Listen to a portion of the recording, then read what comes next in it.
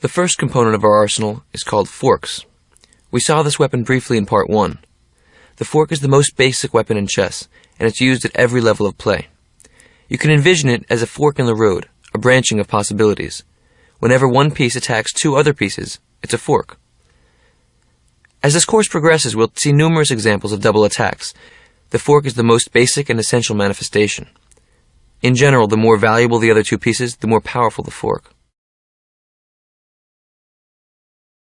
In this position, the white knight forks the black king and queen. This is a royal fork, and the strongest of all possibilities. In general, the more valuable the other two pieces, the more powerful the fork.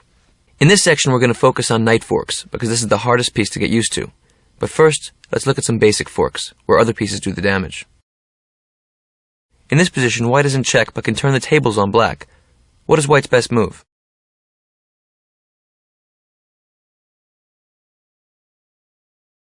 That's right, king e4 forks the black knight and rook, and they cannot defend each other.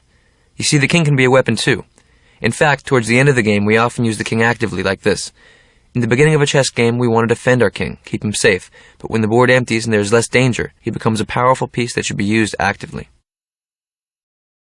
Do you see any forks for white here?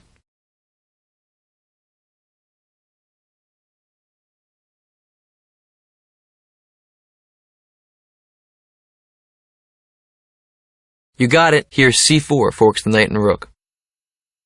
It's black to move here. Do you see any forks?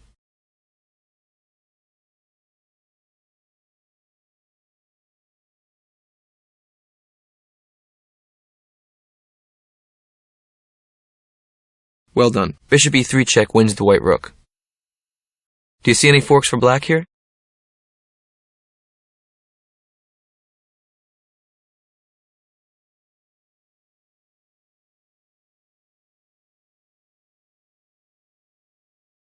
Very good. Rook h5 forks the bishop and knight. This example shows how powerful a rook can be on an open board, forking pieces on opposite sides. Here, white can win the black rook with a queen fork, but there are two right ways and two wrong ways. Be careful. What's white's best move?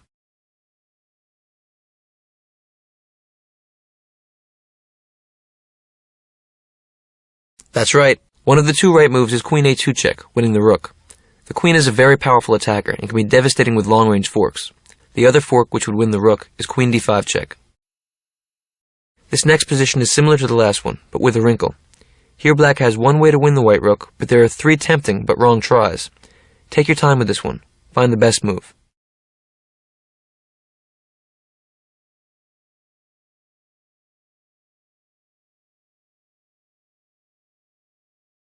Very good. The solution is queen a7 check, operating on a long diagonal and a long file.